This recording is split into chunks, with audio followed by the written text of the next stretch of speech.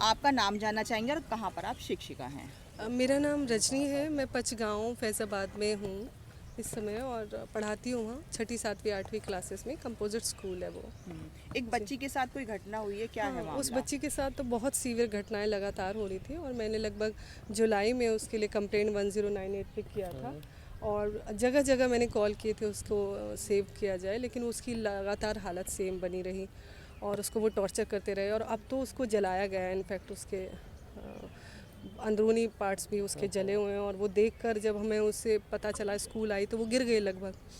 बच्चे भी उसको देखकर बहुत परेशान हो गए। हमने देखा, डॉक्टर के पास लेके गए तो वहीं पता चला तो सीवियर हालत है। उन्होंने मेडिकल किया और पता लगाया बच्ची को इतनी बुरी तरह से डराया हुआ है कि वो बता भी नहीं रही है। मतलब जलने के बाद भी मुंह नहीं खोलने को तैयार, लेकिन फिर मेरे कहने से कि हम उसे बचा पाएंगे और आगे के लिए उसको सिक्योर कर पाएंगे, इस गारंटी पे जाकर वो बोल पाई।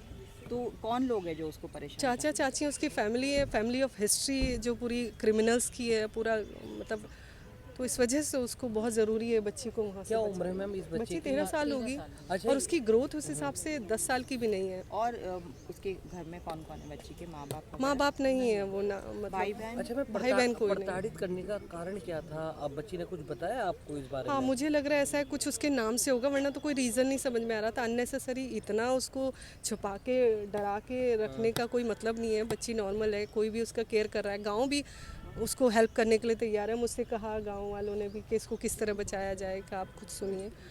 तो मेरे ख्याल से उसके नाम से कोई प्रॉपर्टी है जिसकी वजह से उसको मारने की कोशिश की जा अच्छा रही है। वो उसके पता लगाएं कि क्या है, कम से कम उसको सेव करें।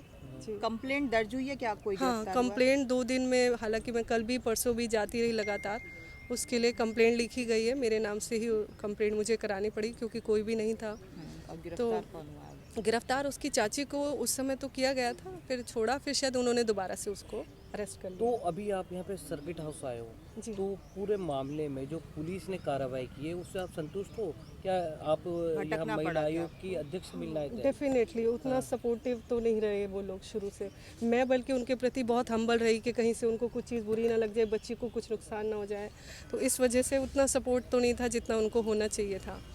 तो लेकिन फिर भी अब हो गया है क्योंकि शायद वो आप लोगों ने, मीडिया ने भी उसको उठाया है, तो इस वजह से भी शायद वो और गया है। पर पुलिस, जो लेडी पुलिस थी, मुझे लग रही थी वो सेंसिटिव है, वो कर रही हैं, लेकिन कोई प्रेशर रहा होगा उनके ऊपर लगातार। तो अभी आप यहाँ सर्किट हाउस आए थे, जी। आप महिला आयोग की अध्यक्ष आई हुई यहाँ पे, जी। उनसे मिलने आए थे?